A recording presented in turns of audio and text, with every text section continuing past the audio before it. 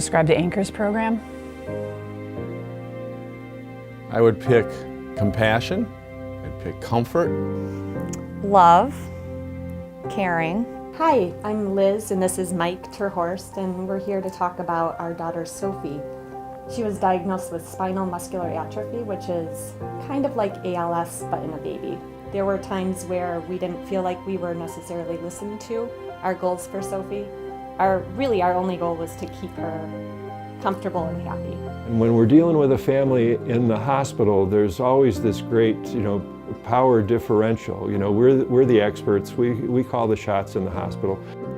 When we met with the palliative care team and the hospital team for the first time, there was such a weight off our shoulders, and we finally felt like we had the right care team in place that listened to us, that shared our goals for her. To be able to be invited into somebody's home and see what their life is like, and sit down on the couch with them, that's been the most gratifying part of this.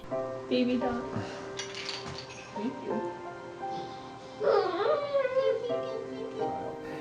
It's not natural, it's not something that should occur. We should never, as parents, outlive our children, and yet that is the core of the work that is tackled each and every day by our care providers.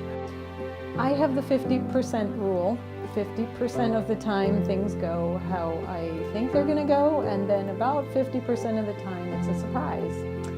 You go into it with a game plan of what you're going to do, and some days it gets turned right on its head. I remember one day in particular that I was having to call our pediatric hospice nurses with a new referral, and when they answered they said, "Can I call you back in just a few minutes?" Because we're actually at the visitation for a patient that we just cared for. And it struck me. Sorry.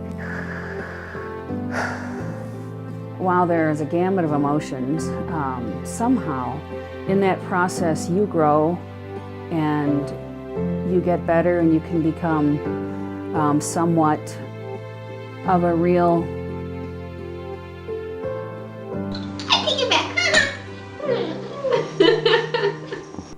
relevant support system for that family and that child. Because so what? I am a rock star. I got my rock moves. They don't want to talk about being sick and that they're dying. They just want to be comfortable and be happy and be normal. How about some help?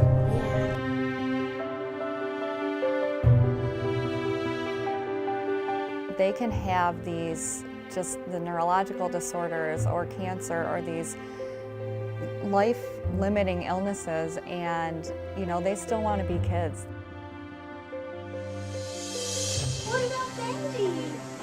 What about Benji? You want to take Benji on a family walk? That would be fun. I love you. The parents, who are the primary caregivers, we want to be kind of a gentle hug, very gentle, so that they feel empowered to be with their child at this very vulnerable time of life, that they're not afraid. Family hug. Family hug. I'm reminded each and every day that children are not little adults. Our approach to children and families, the way that their care must be coordinated and crafted, is absolutely unique. I think the beauty of this work is that we get to redefine what hope means. We're not focusing on the end of life. We're focusing on how can we live. 5 words that come to mind when I think of this program. Dignity. Committed. Brave. That's my big girl! Silly girl.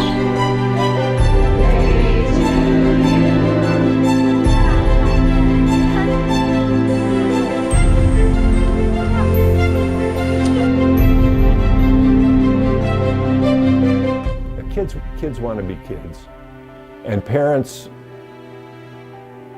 need help in allowing these kids to be the kids that they want to be. I have 3 of my own children at home, and I could not imagine not loving them every day. And I want to give every parent the opportunity to love their child every single day as long as they can.